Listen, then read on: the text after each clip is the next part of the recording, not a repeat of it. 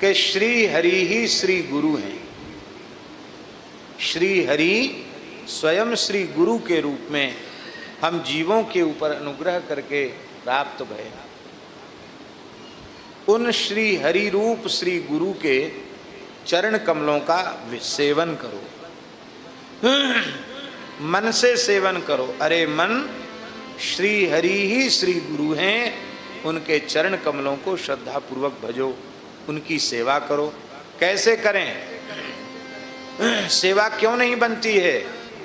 बोले अभिमान के कारण सेवा नहीं बनती है।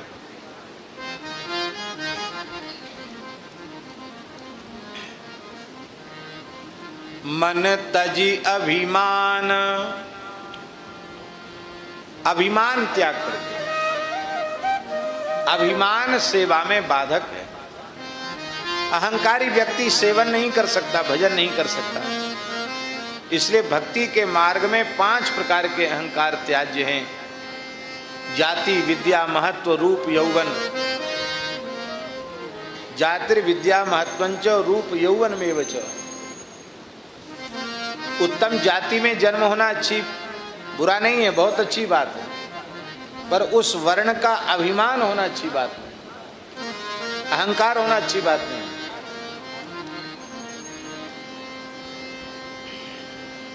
विद्वान होना बहुत अच्छी बात है, पर विद्या का अहंकार होना बहुत बुरी बात है। सच्चे जो विद्वान होते हैं वे सर्वथा अहम शून्य हो जाते हैं, क्योंकि अहम शून्य हुए बिना न तो ज्ञान प्रकट होगा न भक्ति प्रकट होगी। विद्यावान होना अच्छा है, विद्वान होना अच्छा है, पर निरभिमानी होना अधिक श्रेष्ठ है। विद्या है, शास्त्र का बोध है, सभी ग्रंथों को पढ़ सकते, पढ़ा भी सकते हैं, किंतु यदि अभिमान शून्य नहीं हुए तो उनका वह शाब्द ज्ञान मात्र उदर पूर्ति का साधन बन के रह जाएगा। उससे मोक्ष नहीं होगा, उससे न ज्ञान होगा न भक्ति होगी, कुछ नहीं होगा, कोई लाभ नहीं उससे। उसके लिए तो शास्त्रों में लिखा, यथा खरस चंदन भारवाही भारस्य वेत्ता न तु चंदनस्य। गधे की पीठ पर चंदन का बोझ लदा हुआ है, उसको तो ईंट पत्थर ला दो तो वजन है, मलयागरी चंदन ला दो तो भी भारी है उसके ऊपर। बहुत समाज में सम्मान प्राप्त होना, महत्व प्राप्त होना, श्रेष्ठ पद प्राप्त होना बहुत अच्छी बात है, पर उस श्रेष्ठ पद का अहंकार होना अच्छी बात नहीं, वो पतन का कारक। रूपवान होना अच्छा है, पर रूप का गुमान होना अच्छा नहीं है। रूप का अहंकार होगा तो किसी भक्त का तिरस्कार हो जाएगा तो अधोगति में जाना पड़ेगा। युवावस्था बहुत अच्छी है। मनुष्य के जीवन का स्वर्ण काल है युवावस्था। जो चाहे वो युवावस्था में प्राप्त कर सकता है।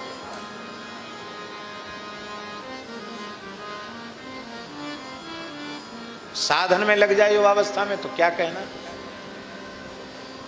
शास्त्राध्ययन में लग जाए तो क्या कहना। जिस काम में भी युवावस्था में लग जाएगा, लौकिक हो अलौकिक हो, उसमें सिद्धि जरूर मिलेगी, पर युवावस्था का अहंकार होना अच्छा नहीं है, ये मद अच्छा नहीं। ये सब दोष यत्न पूर्वक त्याग देने चाहिए, क्योंकि ये भक्ति के मार्ग के कांटे।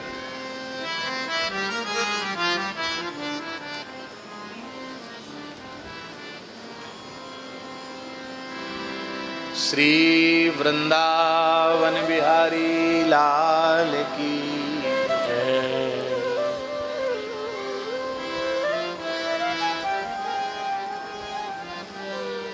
हम लोग विनय पत्रिका की चर्चा कर रहे हैं।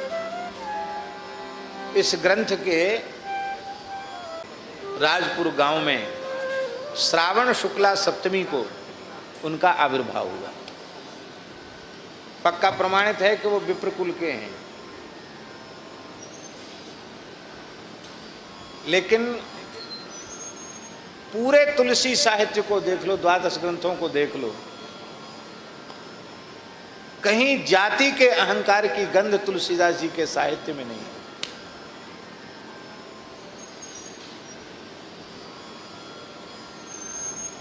बताओ कोई हो तो, जिस ग्रंथ में उन्होंने अपनी जाति को कह करके अहंकार किया। विद्वान ऐसे हैं कि हमारी ऐसी मान्यता है कि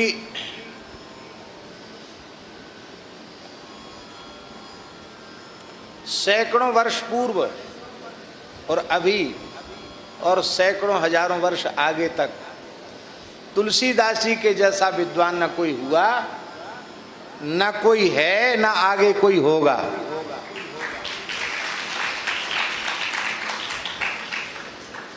भगवान की कृपा से, गुरुजनों के आशीर्वाद से, उनकी प्रेरणा से हमारा विचार रहता है कि हम व्यास जी की वाणी का जहाँ तक उपलब्ध है वहाँ तक हम उसका मूल पारायण कर जाएं। यद्यपि समय कम मिलता है, फिर भी थोड़ा थोड़ा प्रयास करते हैं। बीच में व्यवधान भी आ जाता है, छूट भी जाता है, लेकिन फिर शुरू कर देते हैं। अब तक भगवत कृपा से, गुरुजनों की कृपा से संपूर्ण महाभारत का मूल पारायण, स्कंद पुराण का मूल पारायण, पद्म पुराण का मूल पारायण, ब्रह्म विवर्त पुराण का मूल पारायण, ब्रह्म पुराण का मूल पारायण, ब्रह्मांड पुराण का मूल पारायण, विष्णु पुराण का मूल पारायण, शिव पुराण का मूल पारायण, अभी भविष्य पुराण का मूल पारायण चल रहा है, और भी, और श्रीमद् वाल्मीकि रामायण का पारायण तो 5-7 आवृत्ति हो ही चुका है।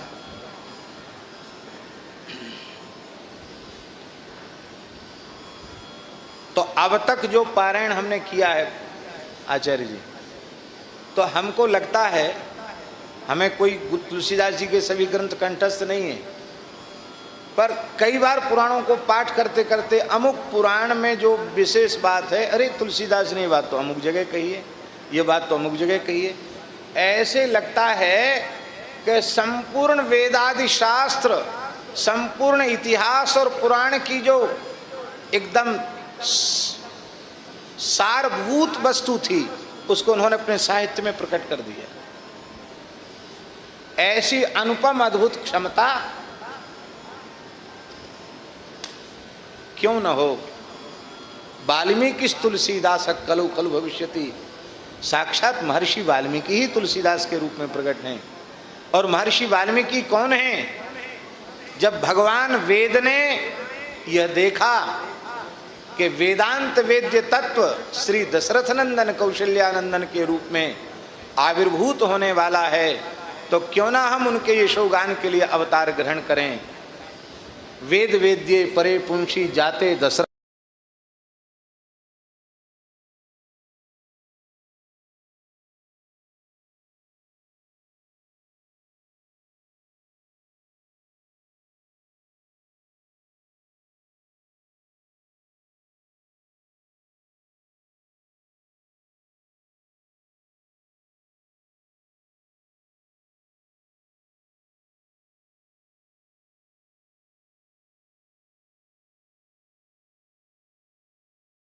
और वाल्मीकि रामायण का आरंभ तकार से तपस्वाध्याय निरतम यहाँ से आरंभ है, और जगाम त्रिदिवम महत यहाँ पूर्णता है।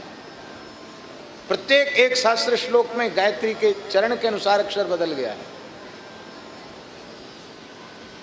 स्वयं ब्रह्मा जी ही आदि कवि महर्षि वाल्मीकि के रूप में प्रकट हुए हैं, और वेद उनके द्वारा वाल्मीकि रामायण के रूप में प्रकट हुआ है। तो ब्रह्मा जी वाल्मीकि और वाल्मीकि के स्वरूप तुलसीदास जी, कोई सामान्य महापुरुष नहीं है तुलसीदास जी।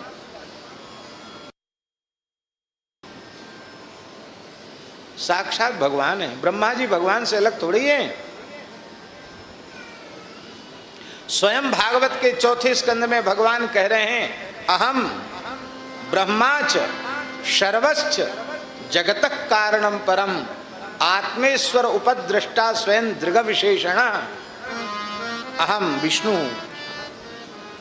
और ये ब्रह्मा जी और ये भगवान शिव, हम तीनों देवता मिलकर जगत के कारण हैं।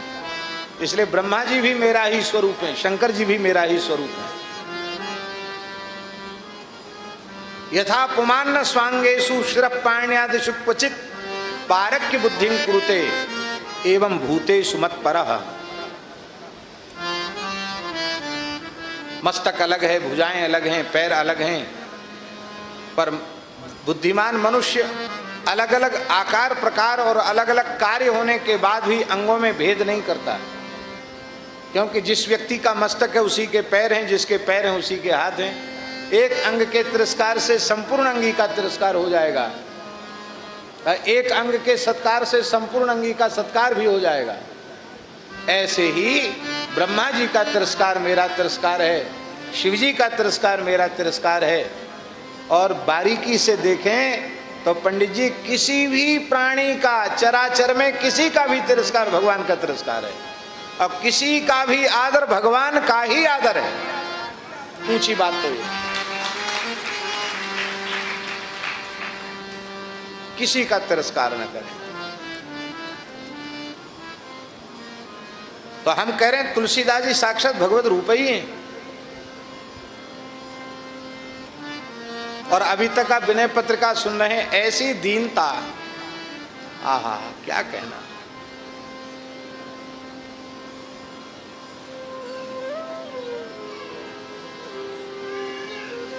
कोई ज्ञान के आचार्य हैं तो कोई भक्ति के आचार्य हैं तो कोई विरक्ति के आचार्य हैं। यदि दैन्य भाव का आचार्य किसी को कहा जाए तो वो गोस्वामी तुलसीदास जी महाराज दैन्य भाव आचार्य। ये दैन्य ही भगवत प्रेम के अभिव्यक्ति कराने वाला है, क्योंकि 6 प्रकार की शरणागति में अंतिम है कार्पण्यम। कार्पण्यम का अर्थ है दैन्यम। दीनता के बाद ही ज्ञान प्रकट होगा, भक्ति प्रकट होगी, नहीं कुछ नहीं प्रकट होगा। आहा, इतने बड़े विद्वान पर कवि ना हो नहीं चतुर कहावा, मति अनुरूप राम गुण गावा, मति अनुरूप राम गुण गावा।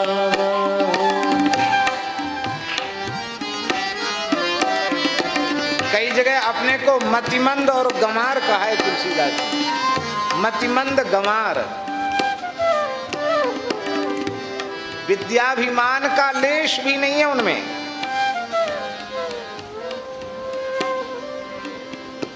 अपने काल में जब वे विराजमान थे और मानस जी का प्राकट्य हो चुका था, उस समय भारतवर्ष में, काशी में नहीं, इस संपूर्ण अखंड भारत में तुलसीदास जी की जैसी मान्यता, जैसी प्रतिष्ठा भक्ति काल में हुई है, वैसी प्रतिष्ठा किसी को प्राप्त नहीं। मधुसूदन पाद सरस्वती जैसे अद्वैत परंपरा के मूर्धन्य महापुरुषों ने उनकी महिमा को स्वीकार करके नतमस्तक वे हुए।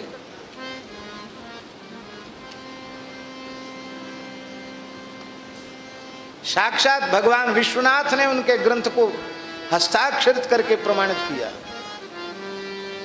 बड़े बड़े बादशाह उनके चरणों में नतमस्तक हुए। आज भी काशी में वह नंदी प्रमाण है जो ज्ञानवापी मस्जिद की ओर जिसका मुंह है, उसे अपने हाथ से उन्होंने भोजन कराया। हत्यारा था, राम राम में हत्यारा हूं। आपने कहा राम राम बोलने वाला तो हत्यारा हो गए नहीं, उसको भोजन करा दिया। काशी के लोगों ने विरोध किया, बोले हत्यारा है। इसने प्रायश्चित कब किया? बोले सारे तीर्थों में घूम आया, दिन भर राम राम चिल्ला के राम राम में हत्यारा हूँ, राम राम में हत्यारा हूँ।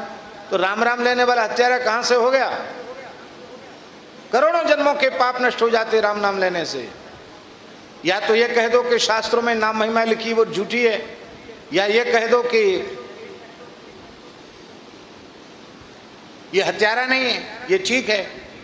बोले हम ये सब भावुकता की बातें नहीं मानते हैं। कैसे मानोगे? बोले इसके हाथ से नंदीश्वर भोजन कर लें तो हम मानेंगे। उन विद्वानों के मन में था कि पत्थर का नंदी कहीं भोजन करेगा, ना करेगा ना हम जीत जाएंगे। गोस्वामी जी ने उसी ब्राह्मण के हाथ से रसोई बनवाई जिसको हत्या का पाप लगा था, ब्रह्म हत्या का, और कहा कि नंदीश्वर को जिमाओ। केवल नंदीश्वर से इतना ही कहा कि आप भगवान शिव के वाहन हैं। जो भगवान शिव निरंतर श्री राम नाम का जप करते हैं, आपसे अधिक राम नाम की महिमा कौन जान सकता है? आप नाम महिमा को सबको प्रमाणित करने के लिए, यदि ये ब्राह्मण निष्पाप हो गया है, आप इसके हाथ से पाइए। नंदीश्वर का मूड हिलने लग गया, वो चैतन्य हो गए और पूरा थाल भर के भोजन कर गए। आज भी वो नंदीश्वर हैं काशी में। सारे काशी के विद्वान उनके चरणों में पड़ गए। रूप का क्या कहना, गोस्वामी जी बड़े रूपवान भी थे।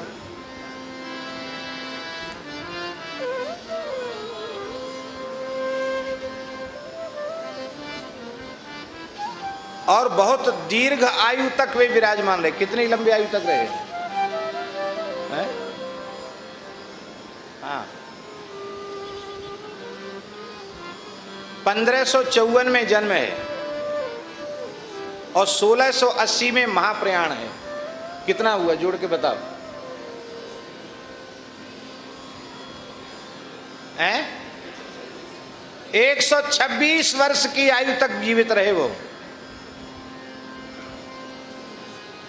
120 वर्ष की पूर्णायु है, उससे 6 साल ज्यादा।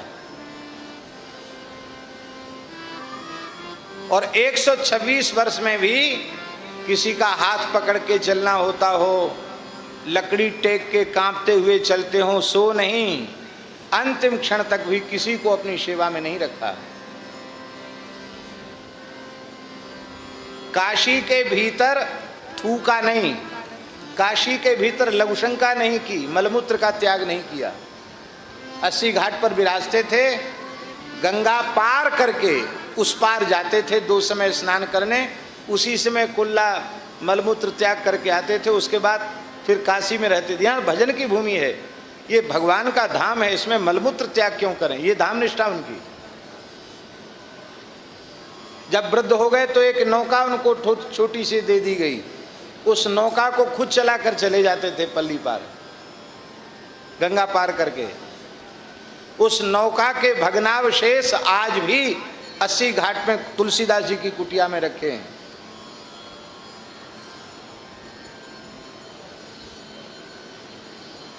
कहाँ है अहंकार उनका? काशी की विद्या है उनकी, लेकिन अभिमान कहीं छू नहीं गया। अरे जिन पूज्य सदगुरुदेव भगवान श्री भक्तमाली जी महाराज का दास अत्यंत कृतज्ञता पूर्वक स्मरण करता है, क्या कहना। हमारे लिए तो नाभाजी भी वही, तुलसीदास जी भी वही, व्यास जी भी वही और रामकृष्ण नारायण भी वही है। परम विद्वान होते हुए अहंकार का लेश उनमें नहीं था। पवित्र कान्यकुब्ज विप्रकुल का जन्म, काशी में अध्ययन, 1943 में उन्होंने शास्त्री कर लिया था, परीक्षा बिना दिए चले आए थे। उसमें बार बार परीक्षाएं नहीं होती थी, एक परीक्षा होती थी। और हम पढ़ते थे यहाँ, तो बोले हमने लघु सिद्धांत पढ़ा दिया है, अब हम तो सब भूल भाल गया है, हम अभ्यास में नहीं रह गया है, अब तो तुम्हारी आगे पढ़ाई शुरू हो गई है, हम क्या पढ़ाएंगे, हम तो पढ़े लिखे नहीं ज़्यादा। ऐसे ही रहे आए काशी में, बस और तो क्या है, ऐसा बोलते। और जब हम उनसे पूछते तो बिना ग्रंथ देखे लेटे लेटे तत्वबोधनी बालमरुमा बोलते चले जाते। प्रौढ़ मनोरमा, सिद्धांत, न्याय सिद्धांत, मुक्तावली, ऐसे क्लिष्ट ग्रंथ बिना देखे बोलते चले जाते। महाभाष्य तक पढ़ाने की सामर्थ्य रखने वाले अब कहते थे हम न शास्त्री हैं न व्याकरणाचार्य हैं, कुछ नहीं है, ऐसी मध्यमा में पढ़ते पढ़ते हो बाबा जी हो गए, अंधों में काने राजा। साधु लोग भूले भाले होते हैं, उन्होंने विद्वान कहना शुरू कर दिया, हम कोई विद्वान नहीं है।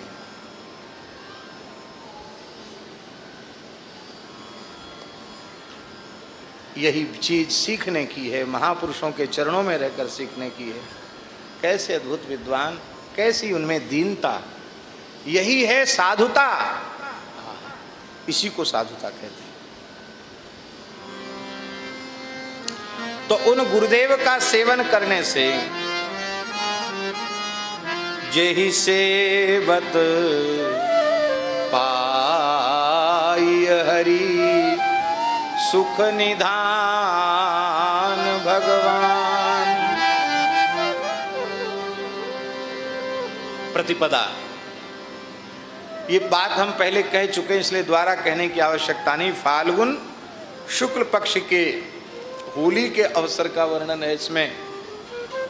प्रतिपदा से लेकर पूर्णिमासी तक साधक सद्गुरु पादाश्रय जब ग्रहण करता है, अमावास्या की रात्रि व्यतीत भई, अब शुक्ल पक्ष की प्रतिपदा आई। ये हरिगुरु की शरणागति ही शुक्ल पक्ष की प्रतिपदा है। उसमें न ज्ञान प्रकट हुआ न भक्ति प्रकट हुई, केवल मस्तक पर तिलक आया, गले में तुलसी पधराई गई।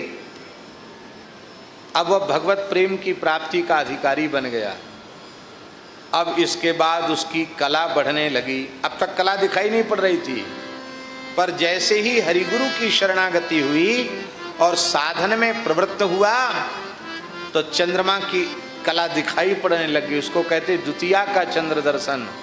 और वो चंद्र भगवान शिव के ललाट पर शोभायमान है। अर्थात ऐसी प्रेम की कला जिसमें आ जाती है, वो तो देवाधिदेव महादेव के भी जटा भाग में सुशोभित होने लग जाता है। ऐसा हो जाता है, वो वंदनीय हो जाता है।